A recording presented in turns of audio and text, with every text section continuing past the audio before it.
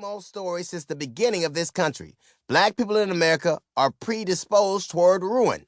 No matter what happens to us, it is our fault. If black people are slaves, it must be our fault. If police continue to brutalize us, it must be our fault. If black Americans die from COVID at higher rates, it must be our fault. From the founding fathers until now, we're always at fault. We're built for it. We're culpable for it. Ahmaud Arbery didn't die from being hunted down by gun-toting vigilantes. He died from attacking the gunman. George Floyd didn't die from a police officer kneeling on his neck. He had pre-existing conditions. If you lost your job, if you got sick, if you don't have money, it's your own damn fault. And that's because black Americans are suspect. We're culturally corrupt, socially corrupt, and immoral. Or we gotta be, right?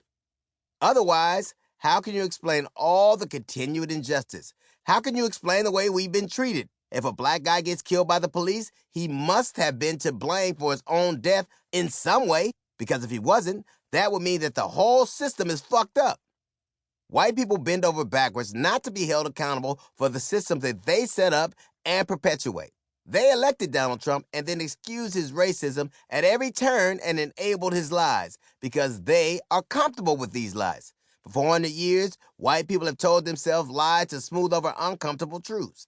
They've lied to perpetuate white supremacy and preserve their dominance over black lives. They've justified their cruelty and victimization of black people by painting black people as immoral, genetically defective, predisposed to be weak of mind and character, to be more fit to live as slaves than to live as free men, and once free, to stay second-class citizens.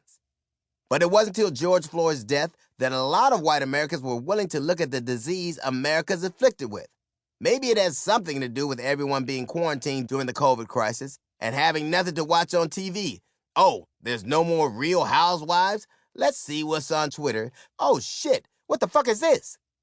America is sick, that much is clear. Because when a white police officer is willing to put his knee on a guy's neck and choke him to death on camera, all the while with people pleading with him to stop, what else can you call it but a disease?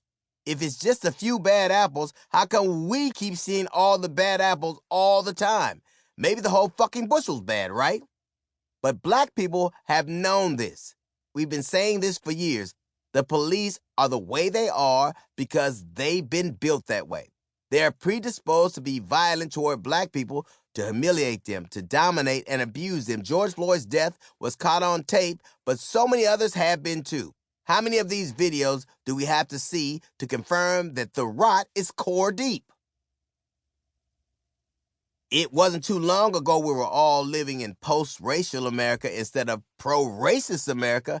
I thought Obama changed everything. His election was supposed to be proof that we entered a future of racial harmony, that the forces of bigotry and racism had been overcome. Remember when John McCain was confronted by a woman who said that Obama was some kind of secret Muslim terrorist, and he pushed back on her, insisting that Obama was a decent family man? It was a new era. And Obamacare got passed. Millions of people finally had access to health care, and Americans could no longer be denied health insurance for having pre-existing conditions. Unfortunately, Obama wasn't the end of racism in America because all the Obamacare in the world couldn't fix America's main pre-existing condition, racism. In fact, even Obama himself says in his new book, A Promised Land, that he thinks his presidency brought up entrenched fears of black people, exacerbating tensions. It was as if my very presence in the White House had triggered a deep-seated panic, a sense that the natural order had been disrupted. For millions of Americans spooked by a black man in the White House, Trump promised an elixir for their racial anxiety. Obama's administration sucker punched a lot of white people and then drove them crazy. Trump's election was the expression of this white anxiety. What black people are actually suffering from is not a predisposition, but a pre-existing condition, racism. Racism is America's chronic illness, and white supremacy, not black inferiority, is the cause. Now America has to decide if she's going to take her medicine.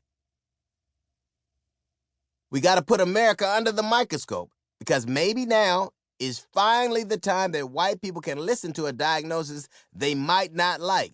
Damn, I wish it hadn't taken Trump fucking up our country and killing more than 5